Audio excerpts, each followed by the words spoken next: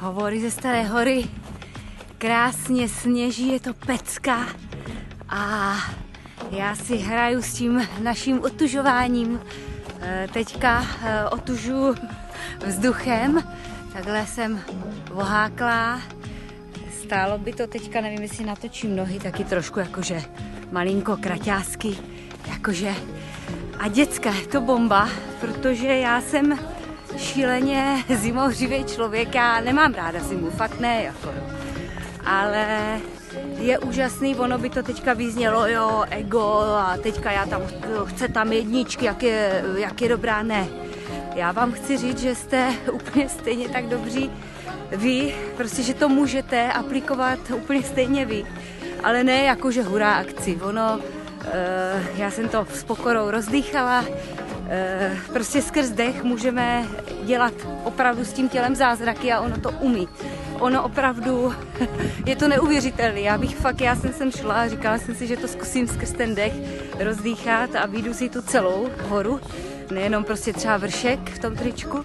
A fakt jsem vnitřně rozehřátá a fakt mě nic nestudí, jdu si prostě na pohůdku, je to bomba, je to pecka.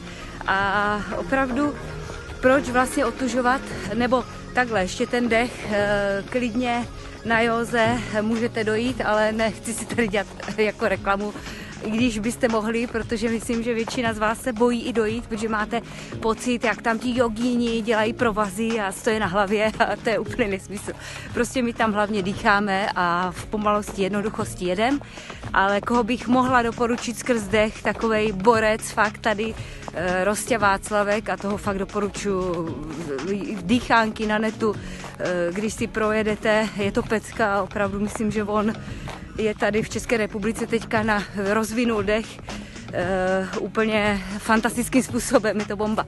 Každopádně je to super, doporučuji, začněte třeba vlažnou vodou, anebo prostě fakt jakoby otužovačka venku. Jde to, ale fakt s pokorou, ne, že se vrhnu, ale je určitý dech, který vás zahřeje a o tom někdy jindy, to je jedno. Každopádně, proč otužujeme, nebo proč vlastně to otužování furt tady říkám? No, protože pokud nejsme malinko třeba spokojení, nebo malinko prostě vnitřně šťastní, tak a budeme věci dělat pořád stejným způsobem, tak se fakt bychom byli blázni, aby jsme se hnuli z místa. Prostě pokud my začneme něco dělat malinko jinak, jako moje hlava nebrala, že bych to šla v tričku, jo, to fakt ne. A dívejte, já si jdu a je to úplná bomba, nejedu přes ego, jakože musím, ale fakt mě vnitřně teplo, sama tomu nevěřím, ale to jenom nevěří ta hlava. Takže často máme v mysli strašně moc věcí a vy je můžete úplně rozbourat, jo, vy tu mysl krásně můžete rozbourat a je to pecka. Mějte se krásně, krásný advent a choďte ven, je to boží. Čau!